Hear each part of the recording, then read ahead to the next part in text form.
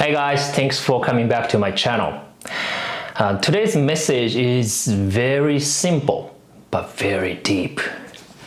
Do you think you live your own life or you living with someone's expectations?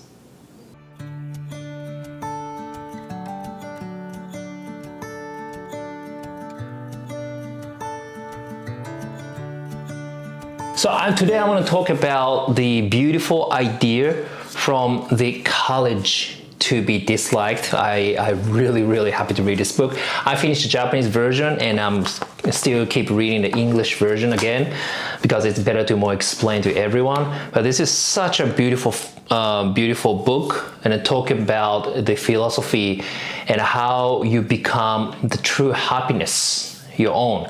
So this theme today is, the title is the Live Your Own Life. And 和して同ぜず, I'm going to talk about later the Japanese quotes. But think about it. I grew up in Japan. I'm Japanese. So my both parents are teachers. And then I'm in a teacher's family. My both grandparents, they're all teachers. You know, like a teacher's family. And then everyone thought I will become a teacher. Yes, I'm still have a passion of teaching and I'm still doing the teaching. That's why I started my YouTube channel to talking like this, because I love teaching and then got inspire, a lot of people. And even I love kids. But at the same time, in Japanese society, I told the previous episode, I'm talking about how the Japanese culture is made by wa. In Japanese, wa means harmony, right? But this is actually a double-edged sword. Okay, so in Japanese culture, the good things, you always care everyone in society, your community, right? But at the same time, it's very hard to live your freedom. Like in America, do whatever you want. It's your responsibility, right? That's then your own success fulfillment. That's really important in American culture. I love it. So I grew up in between. But again, if you grew up in Japan, like a very strict conservative family, they always tell you you have to study hard and study hard from the childhood and get a good score. Maybe America same, better score, better high school, better college, better university, then you can get to the higher paid job like a famous big company, and then you become happy.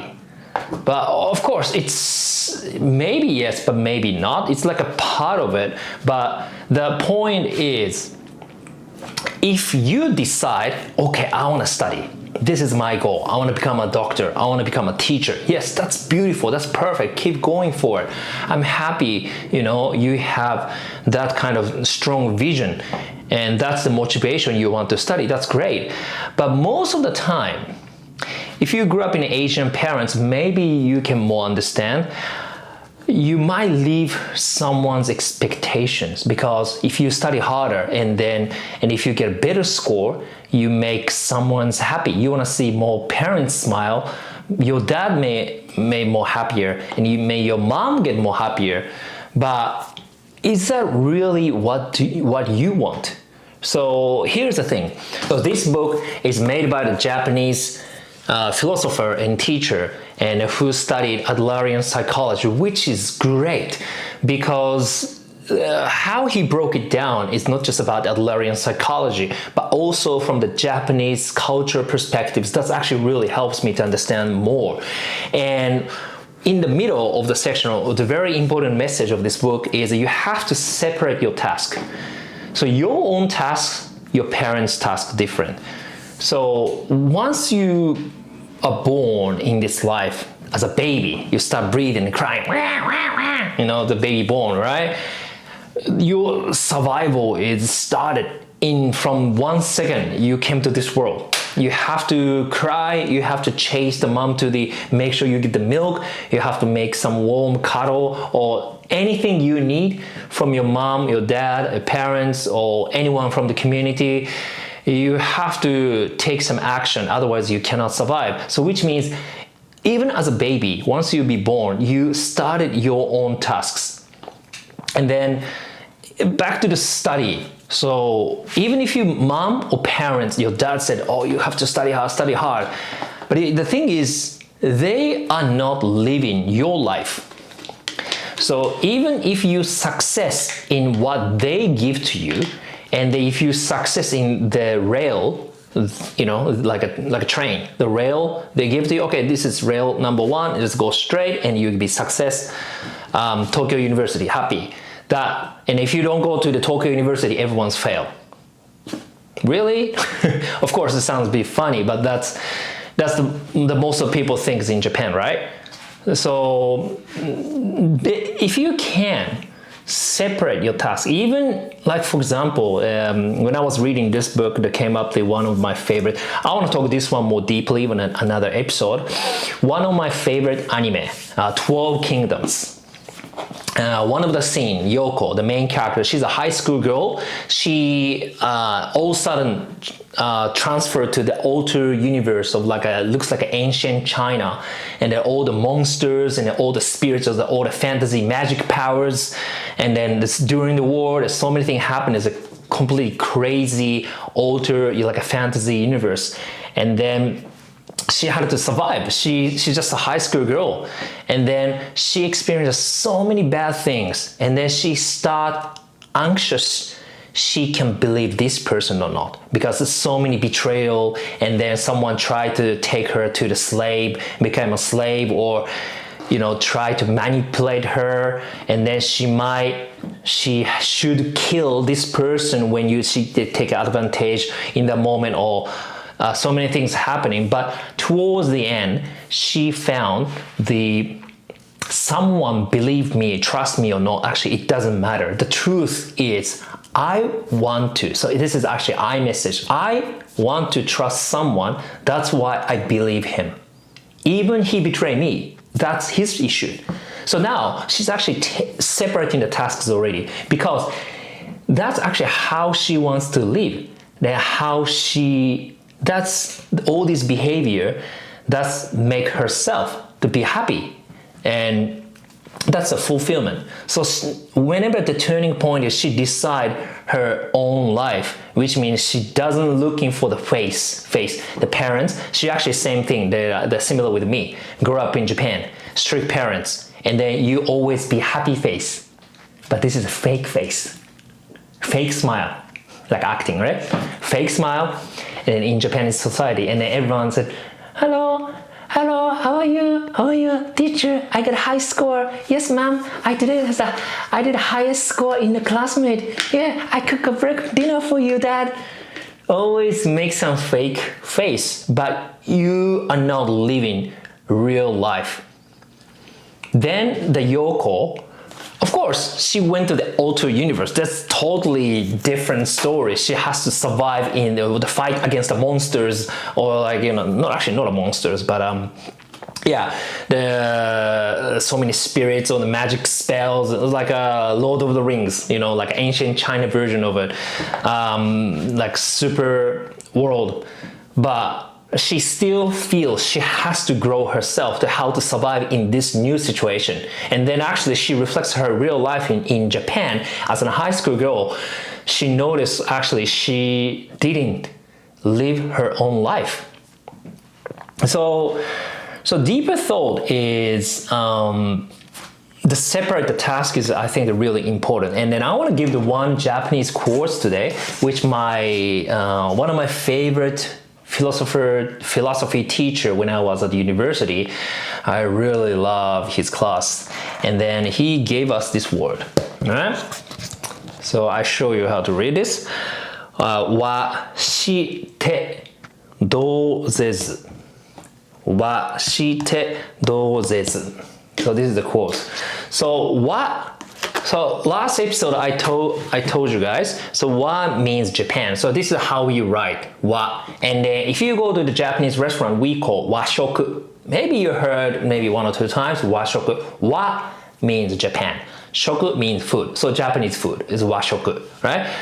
Then this wa means we call also nagomu, which means the harmony. This means harmony. So washite means, yes, take harmony. We respect the harmony, right? However, the second line, dozezu, do means same, do the same thing, right? Zezu means no. So it means you're not, to true harmony, maybe I would say being harmony with others, but do not lose your own identity. That's the meaning. So you still do the harmony, but still be yourself. So you don't have to change to become someone. So this is, I think, really, really important, very beautiful quotes I want to share today. Washite dozezu. So here's the thing.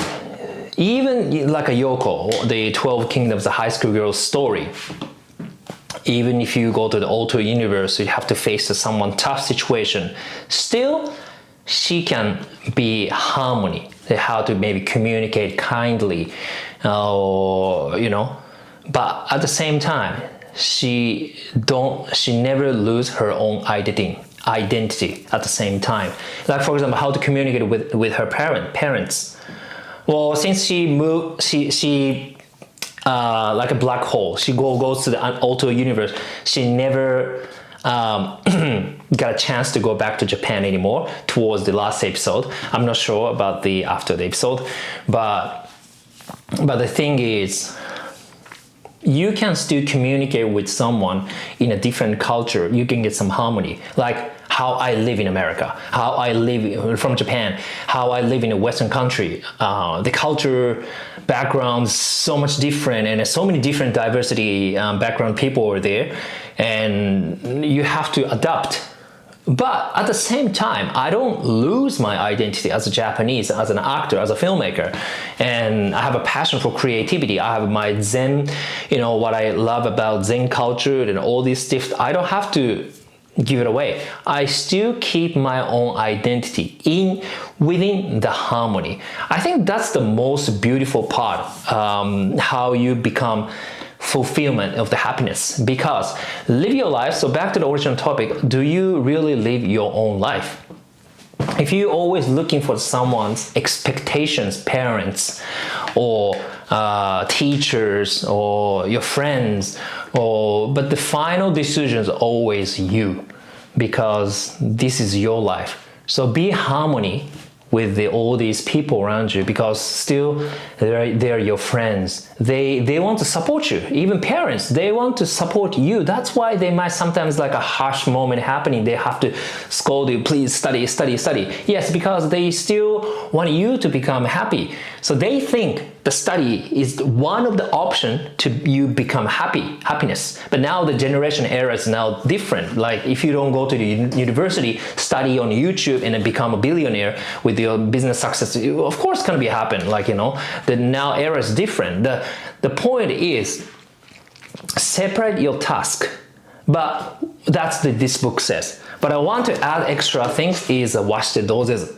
It's still harmony, but you still keep your identity. I think that's the beautiful goal, to become like the society more, you know, more and more people do their own fulfillment of their life journey with their own vision, but at the same time, it's more kind and more harmony with other people, right? And then this is the thing I want to say. Think about it. If you grew up someone always make your parents happy, and then let's say, okay, this girl grew up 100 years later, before she passed away, before she died, and then reflect, is she really, really happy or not if she didn't live your own life? Maybe your parents won't be happy, but I think if she even didn't listen what the parents' expectation, but she did fulfill her own journey and she did her own best and she did some achievement in her life, even she didn't have to do any achievement, just she lived her own life, what she wants. And then at the time, the moment she died, and then she feels the fulfillment of her life and she feels really happy. And that's the moment, the biggest gift you can give to your parents.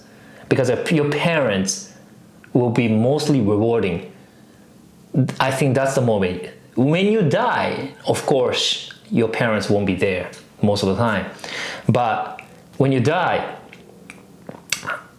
if you totally fulfill, I live my own life, I'm so happy, then I think that's the biggest gift you can give to your parents, and then your parents will be happy, even different time and dimensions.